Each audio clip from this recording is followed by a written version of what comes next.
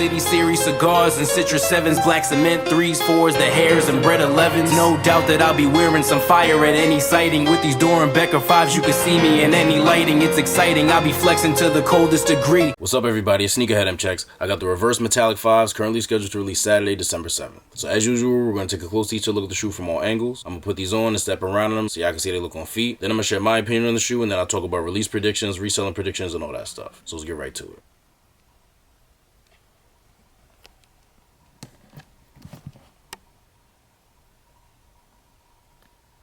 Leather on these is pretty nice.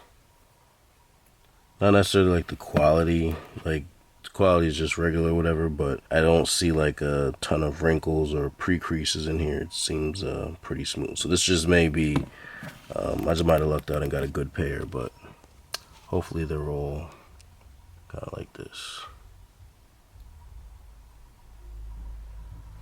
The lace locks on these are like an off-white bone or sail color. And then these things right here to protect the tongue from the lace lock scratching up against it. So let me take those off so I can see the tongue completely. It's 3M reflective. For those of you who may be new and just are not familiar with 3M reflective tongues, this is what they look like under a camera flash.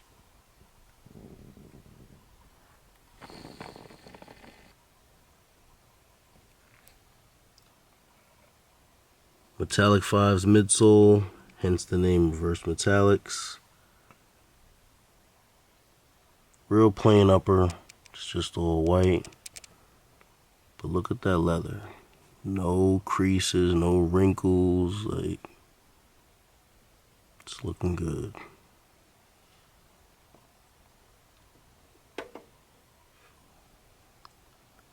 Especially on a pair like this where there's not as much going on. It really stands out and makes a difference. Like if the shoe is more on the busy side, had a lot of different colors and stuff, then that kind of distracts us from, you know, stuff like the leather quality and the pre-creases and stuff like that. But on a shoe like this, if these had bad leather, like, it would stick out like a sore thumb. So I'm really glad that they did what they did with these, because it just makes them look so much cleaner, so much more appealing. And that's what, you know, they should want to do with their sneakers. Black Jumpman on the back.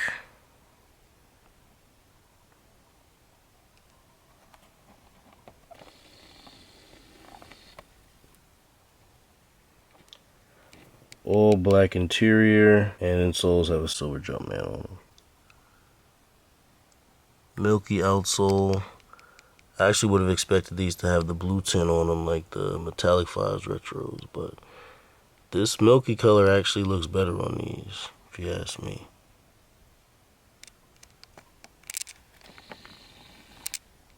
Box is black with white splatter on it. Got an Air Jordan Flight Club logo on the top of the box with a silver or grayish Jumpman. Yeah, it's silver. Splatter patterns all throughout the box except for on the bottom. You see it here, you see it there. Inside is silver as well. And you have the splatter paper in here. And here's the box label. Air Jordan 5 Retro in white, black, and sail. Here's a quick all-around view of the shoe.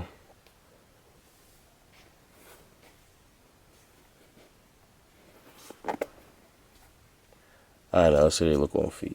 She heard about me, I show her I'm really like that. If she link with me, you ain't never gonna get your wife back. But I ain't looking for drama, I want a million. Get my hands on the product they want and I make a killing. Now my bread's way thicker, like I'm preparing Sicilian. I'm just trying to stack it high up to the ceiling. I've been on my lonesome, I'm stressing, I roll one. Bitch get on my nerves, I'ma hit up my old one. Certain times I needed people in and feel like I ain't have no one. See, the thing about these is, I didn't think I was gonna like these like that. Like, I didn't think I was gonna dislike them, but this is just a shoe that, you know, when I first saw pictures of these, this was like an easy pass. I wasn't even thinking about copping them. I knew it was a shoe that I would just get to review, if anything, and then get rid of them. Don't get me wrong, it's a nice clean colorway, but I just didn't think it would really get to that point for me. I was gonna pass on these, but they're actually tough. I don't know why I like them, but I do.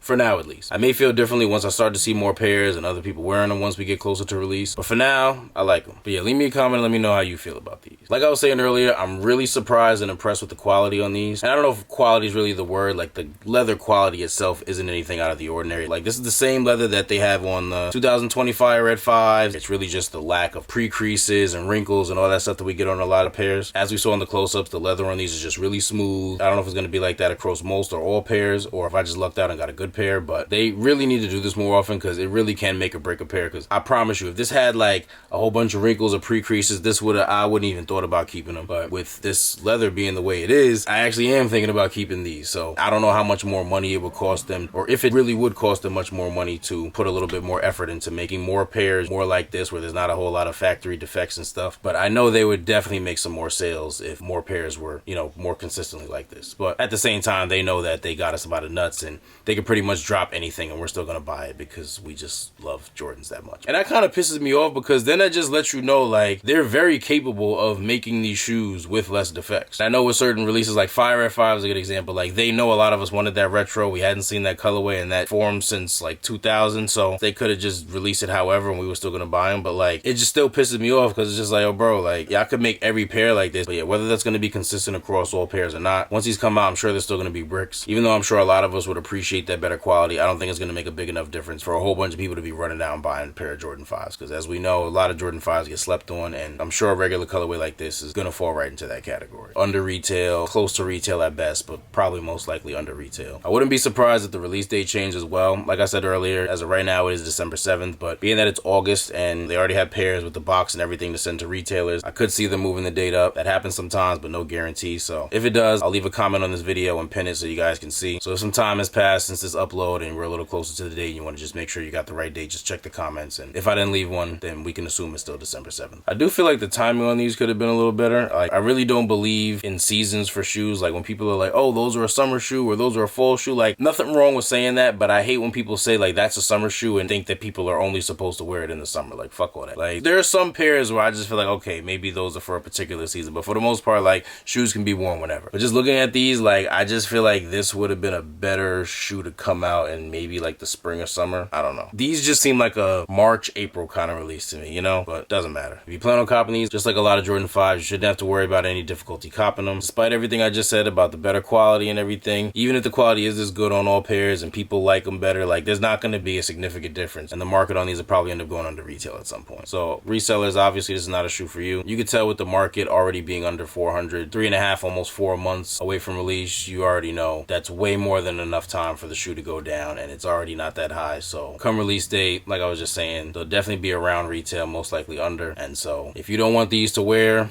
you should stay away from it. If this video was helpful and informal in any way, I really appreciate if you give it a thumbs up. And if you're interested in more early reviews like this and any other sneaker related content, please do us both a favor and subscribe to my channel if you haven't done so already. Once you're subscribed, make sure you tap that little bell icon next to the subscribe button and select all. That way when I put a new video out, you get notified and you won't miss out on anything. Thank you all for watching. Everybody please stay safe and healthy out there, and I'll see you next time.